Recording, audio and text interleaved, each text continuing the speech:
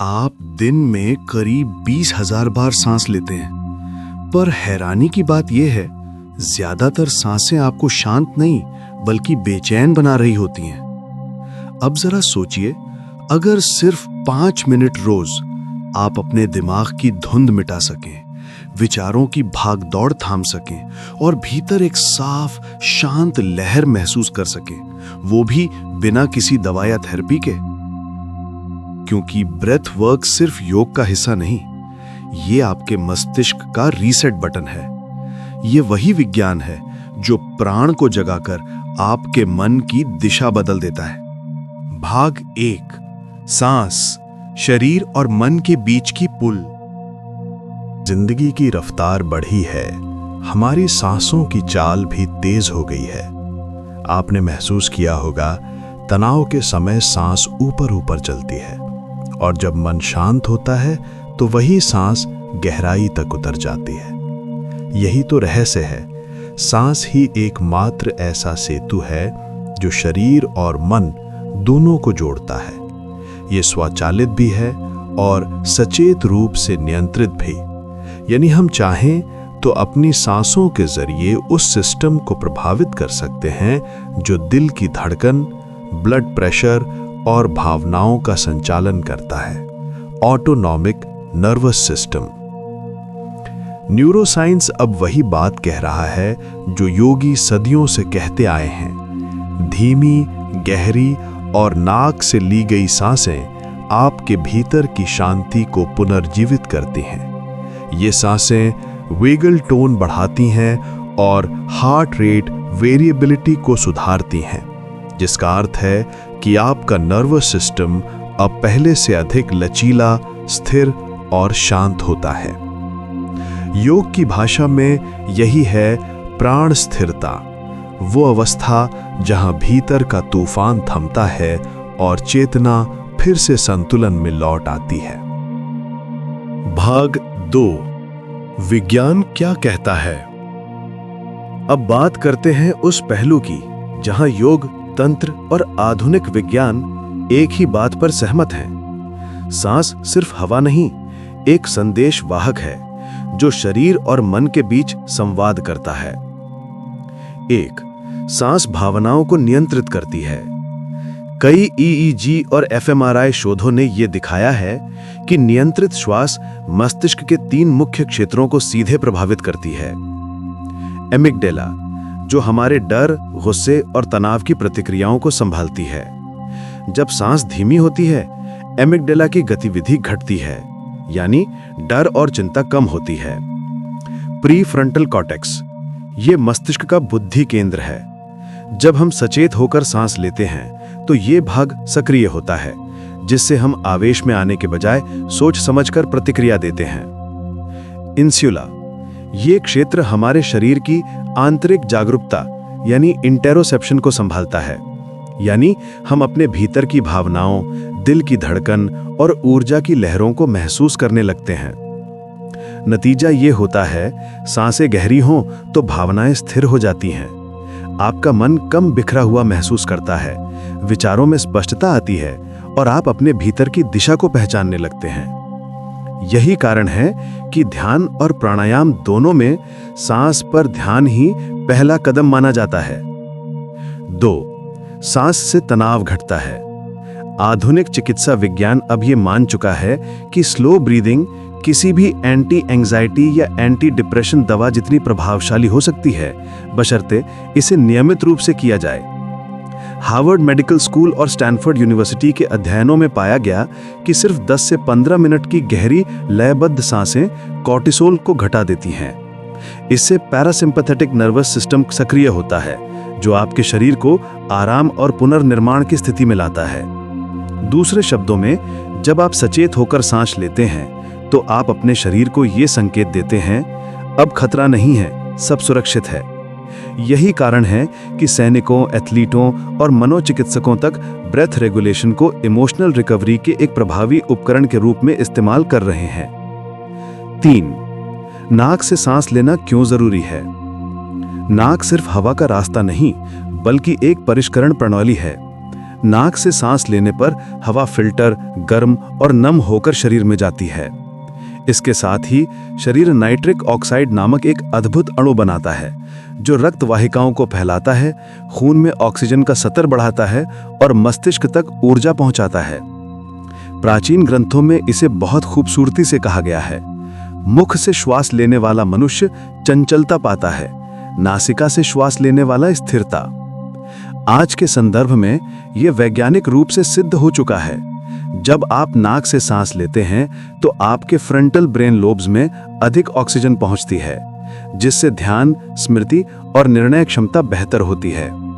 मुख से सांस लेना आपको जल्द थकान, बेचैनी और ऑक्सीजन की कमी की ओर ले जाता है। 4. हर तकनीक का अलग प्रभाव। सभी सांस तकनीकें एक जैसी नहीं होती। हर एक का अपना विशिष्ट प्रभाव और उद्देश्य है। धीमी सांस, लगभग 6 ब्रेथ पर मिनट, ये आपकी हृदय गति को स्थिर करती है और दिमाग को धीमे मोड में लाती है। ये तकनीक पैरासिम्पैथेटिक एक्टिवेशन के लिए सबसे प्रभावी है। भ्रामरी प्राणायाम यानी हमिंग सांस। जब आप गले से की गूंज पैदा करते हैं तो वो वाइब्रेशन वेगस नर्व को उत्तेजित करती है, जिससे तुरंत रिलैक्सेशन रिस्पॉन्स शुरू होता है। कई अध्ययनों में पाया गया है कि सिर्फ 5 मिनट की भ्रामरी चिंता को 20 से 25% तक घटा देती है। कपालभाति और भस्त्रिका, ये ऊर्जावान सांस तकनीकें हैं। इन्हें सुबह के समय करने से डोपामाइन और नॉरएड्रेनालिन का स्तर बढ़ता है, जिससे मन जागृत, सतर्क और ऊर्जावान महसूस करता है। लेकिन इन्हें तनाव या अनिद्रा की स्थिति में करने से बचना चाहिए, क्योंकि ये उत्तेजना बढ़ाती हैं। विज्ञान अब वही कह रहा है जो ऋषियों ने सदियों पहले महसूस किया था। सांस वो द्वार है जहां से मन और शरीर मिलते हैं। अगर आप इस द्वार को पहचान लें और इसे सचेत रूप से साध लें तो आपके भीतर की अव्यवस्था, चिंता और भ्रम धीरे धीरे एक गहरी स्पष्टता में बदल जाती है। या यूं कहें, सांस को साधना अपने मन को मित्र बनाना है। भाग 3। जब प्राचीन शास्त्रों ने विज्ञान सिखाया। आज हम ब्रेथवर्क शब्द सुनते हैं तो ये हमें कोई आधुनिक वेलनेस ट्रेंड लगता है, लेकिन अगर हम थोड़ा गहराई में जाएं तो पाएंगे कि ये विज्ञान भारत की धरोहर है, जो हमारे ऋषि मुनियों ने हजारों साल पहले समझ लिया था। योग शास्त्र में प्राणायाम शब्द 2 हिस्सों से मिलकर बना है। प्राण यानी जीवन की मूल ऊर्जा और आयाम यानी विस्तार या फैलाव। यानी प्राणायाम का अर्थ है जीवन ऊर्जा का विस्तार करना। हठ योग प्रदीपिका में कहा गया है, यावत वायु स्थितो देहे तावत जीवितम उच्यते। जब तक शरीर में वायु यानी प्राण है तब तक जीवन है। ये वाक्य सिर्फ कवितामय नहीं है, ये एक गहरी वैज्ञानिक सच्चाई है। आधुनिक न्यूरोसाइंस अब यही कहती है कि सांस ही जीवन की स्थिरता तय करती है। जैसे ही श्वास असंतुलित होती है, शरीर का तंत्र भी अस्थिर हो जाता है। दिल की धड़कनें तेज, मांसपेशियां तन जाती हैं और दिमाग खतरे की स्थिति में चला जाता है। योगी इस बात को हजारों साल पहले जानते थे। वे कहते थे, अस्थिर श्वास बराबर अस्थिर मन। और आज विज्ञान इसे यूं कहता है, unregulated breathing equals sympathetic overdrive equals anxious mind.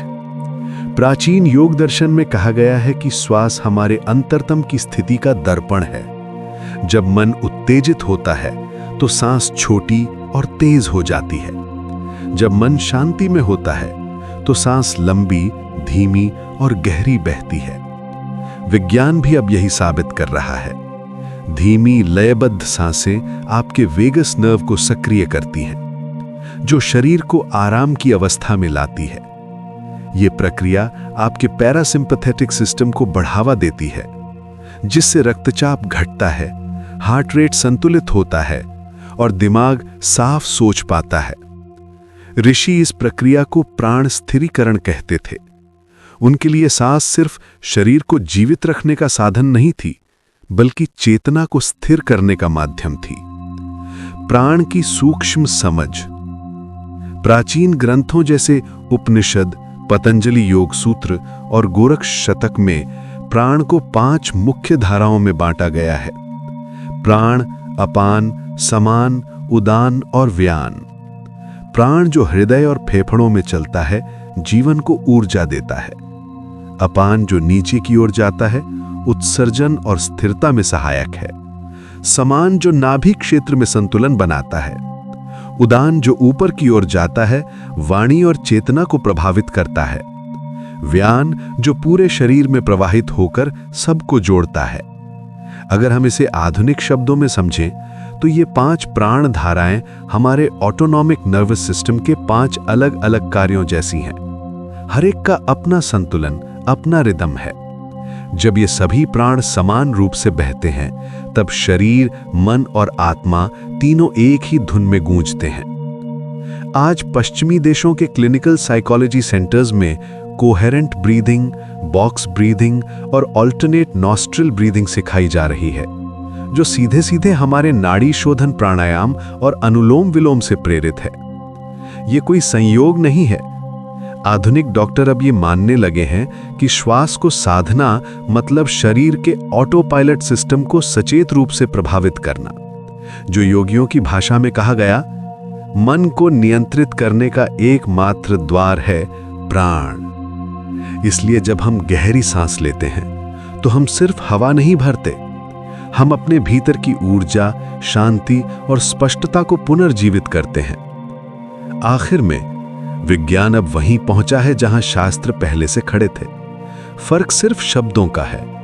विज्ञान इसे न्यूरो रेगुलेशन कहता है, योगी इसे प्राण शक्ति का जागरण कहते हैं, पर दोनों की मंजिल एक ही है, मन का संतुलन, शरीर का स्वास्थ्य और चेतना का विस्तार। क्योंकि सच यही है कि जब सांस स्थिर होती है तब मन स्थिर होता है, और जब मन स्थिर होता है तब मनुष्य अपने भीतर के देवत्व को देख पाता है। समापन, भीतर की यात्रा की शुरुआत। अब तक हमने देखा कि सांस केवल हवा नहीं है, ये जीवन का अदृश्य सूत्र है जो शरीर, मन और चेतना तीनों को एक साथ बांधता है। विज्ञान ने बताया कि कैसे हर गहरी सांस हमारे ब्रेन सर्किट्स को शांत करती है, भावनाओं को संतुलित करती है और तनाव को कम करती है। योग शास्त्र ने समझाया कि सांस का नियंत्रण ही मन का नियंत्रण है, और जब मन स्थिर होता है तभी भीतर की स्पष्टता, संतुलन और आनंद प्रकट होता है। अगर आप इसे महसूस कर पाएं तो आप समझेंगे कि ब्रेथवर्क कोई तकनीक नहीं, बल्कि एक संवाद है आपके और आपके भीतर के स्व के बीच। हर दिन सिर्फ 5 मिनट अपनी सांसों के साथ बैठिए। न कोई ऐप चाहिए, न कोई मंत्र, बस ध्यान दीजिए सांस कैसे भीतर आती है और कैसे धीरे धीरे बाहर जाती है। यही वो क्षण है जहां मन की गति थमती है और आप अपने भीतर एक नई जगह खोजते हैं, जहां शांति प्रयास से नहीं बल्कि अनुभव से आती है। अगले वीडियो में हम और गहराई में उतरेंगे कि कैसे हर सांस के पीछे एक भावनात्मक पैटर्न छिपा है और कैसे सही श्वास आपके सबकॉन्शियस माइंड को रीप्रोग्राम कर सकती है। हम बात करेंगे एंशिएंट ब्रेथ फॉर्मूलाज की, जो न सिर्फ आपके मानसिक स्वास्थ्य को बदल सकते हैं, बल्कि आपकी सोच की दिशा भी।